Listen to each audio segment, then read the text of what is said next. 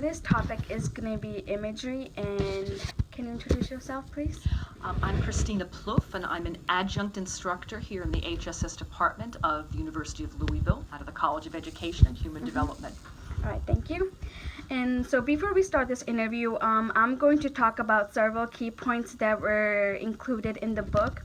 So first, according to the book, there are several scientific evidence that support the effectiveness of imagery in sports and exercise settings, and many more athletes and exercise they have begun using imagery to help their performances and make their experiences in sport exercise settings more enjoyable. So do you have any input on that? Well, imagery can be used successfully in a yoga practice. Certainly if you envision your body is able to do certain poses, perhaps it makes it more likely that you will be able to achieve those poses. All right. And the second and third is basically talking about two different athletes. So first one is Michael Phelps, which all of us know about. He is an 18-time gold medalist and 22-time Olympic medalist, and he also considers this using imagery when he swims. So he quoted that before the Olympic trials, I was doing a lot of visualization, and I think that helped me to get a feel of what it's going to be like when I get out there. So basically just not us athletes that uses imagery, everyone, even in Olympics and everyone, they all use imagery. So, and the other one is in book, Nicholas mentions when he plays golf, 10% of it's swing, 40% of it stance and setup, and actually 50% of it's mental and how he pictures how the swing would occur. So half of the percent he uses imagery as well. So that's just two statistics that I wanted to mention there. So according to you, how would you define imagery, and do you agree with this statement and why? So it's through imagery you can recreate positive experiences or picture new events to prepare yourself mentality and for performances. So how do you take on imagery? Well, imagery may be used a little differently in yoga than it is in other forms of fitness. As you mentioned previously, athletes will often use imagery to help them achieve peak performance, and the quotation that you gave from Michael Phelps is very appropriate in that respect. They will visualize themselves at peak performance. It's said this type of imagery really helps them give their best performance, and perhaps Michael Phelps is a wonderful example of that. One of my yoga instructors often told us that this form of mental imagery can help yogis achieve a pose they formerly thought they couldn't. In my classes, I do try to encourage my students to do their best by practicing and by believing they can improve their practice. As far as imagery, physical imagery, they actually have photos in their textbook and in online videos that they can easily access to help them visualize and then achieve a pose. If they can see it, they can better get their bodies into the outline of that pose and then refine it from there. Once they see it and they practice the pose as they see it, that action helps them refine their own poses and thus improving on them. Agreed. So Cumming and Williams identified 5 characteristics of imagery, which are modality, perspective, and angle, agency, and deliberation. According to you, does any of these 5 characteristics relate to imagery or also yoga as well? Well, I'm not sure that all these characteristics fit into yoga, but I can say that yoga poses do place a person's body into sometimes unlikely positions. The body makes angles. Say you take the concept of angle, say in a triangle pose, which literally creates the body into a triangular position. There's also another pose called extended lateral angle, in which the body makes all sorts of angles. You have an angle between the knee, shin, and ankle. You have an angle between the base of the trunk and the torso as it reaches forward against the forward thigh bone, and then another angle with your upper arm as it arcs forward. So then getting onto perspective, perspective may have a couple of double meanings in yoga, or perhaps more than that. Perspective might be the perspective of the outside viewer who literally watches the practitioner, or perspective may be tied to the idea that certain poses change our perspective by allowing us to see ourselves from another literal perspective. For example, reversed poses such as revolved triangle pose or revolved extended lateral poses are said to do this. When we do those poses, we literally see ourselves from another perspective, from another angle. These poses are also said perhaps to change our brain waves in some ways too. Well, it may not be scientific, and I don't know, quite honestly, if there's literature and evidence to back that up. It is said, from a yogic perspective, talking about another idea of perspective, it's said that reverses and twists give us the ability to see things a different way, maybe becoming more open-minded or able to see things from the point of view of a different person, if you will. It's an interesting theory, and perhaps it's something that we could all benefit from, given the era in which we're living. All right. And what is the difference between internal and external imagery?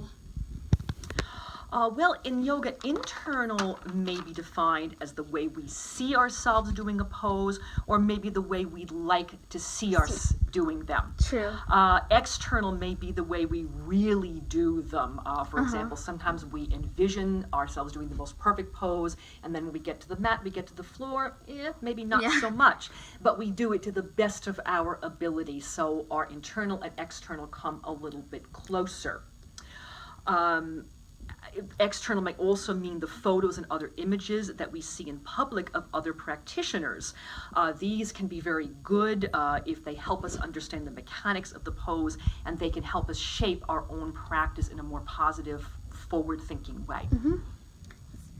And how is imagery beneficial in yoga in any way? If someone's, let's say, they're just starting yoga, and how would imagery help them out in that? Well, it's said that we're able to achieve what we believe of ourselves. You know, if we envision ourselves successfully doing yoga poses, we can do them. If we don't believe we can, we simply won't. And if we don't believe in what we're doing, then we won't practice. And if we don't practice, then we absolutely won't achieve them.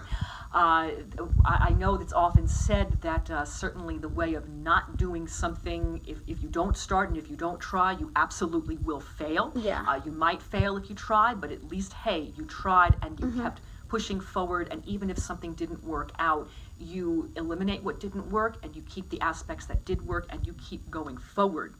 So in yoga, if we believe we cannot do a pose, or we cannot do them, but we believe we cannot do a practice, then if we believe that we'll only fall or fail if we try, then yes, that type of imagery or belief may have a negative effect on our practice. But if we think in the opposite way, yes, I can do this, yes, I can achieve this, then it is possible also.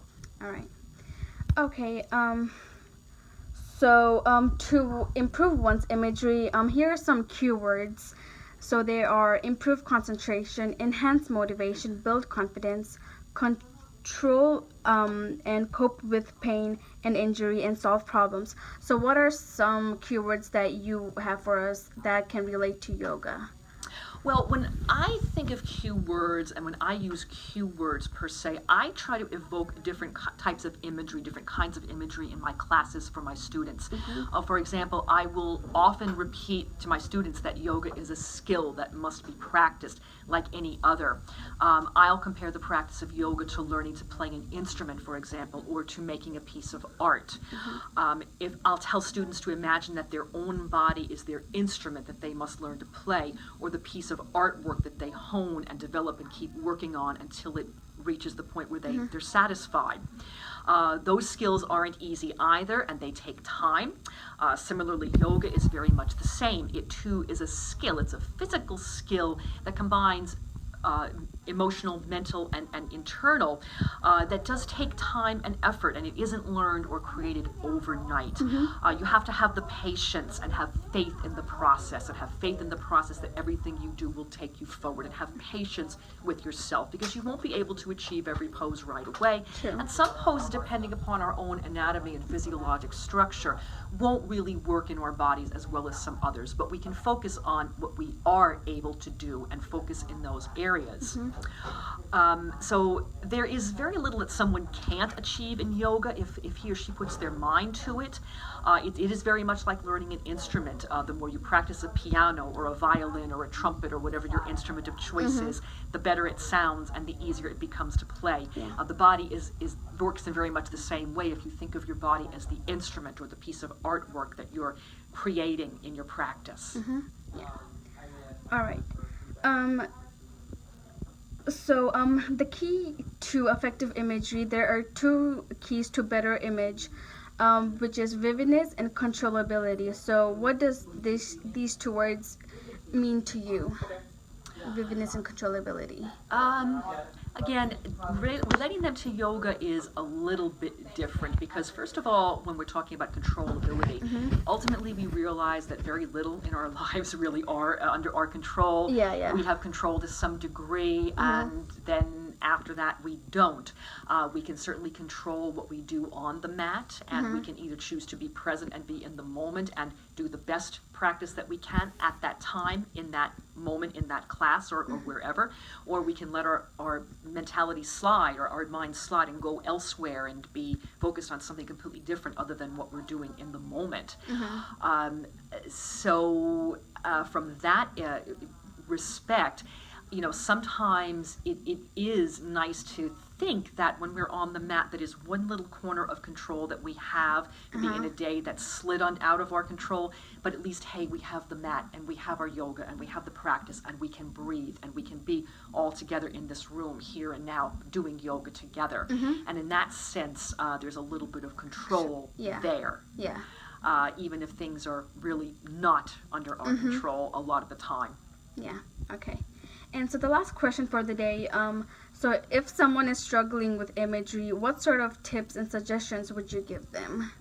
Well, if someone is struggling with imagery, they might think of a skill they mastered at another time. Something that was challenging or difficult, whether it was playing an instrument or working a piece of art or being a BMX racer or a musician or even being good at math or science, whatever. If they have the patience and the discipline to devote themselves fully to that skill and learning that skill, to honing that skill, they can certainly master the yoga that they're doing if they try and work at it. However, in any situation, imagery and any other learning techniques are only as good and as successful as the practitioner's interest level in the subject. Ultimately, to be successful, you have to be interested in the subject before you're going to put in all the time and the hours needed to master it. If the subject isn't interesting to you, then you're not likely to devote the time and effort into mastering it. Yeah, so true. it goes back to the old adage, find what you love and devote yourself to it fully and with your whole heart, and you will achieve wonderful things. Yeah. All right. Thank you so much.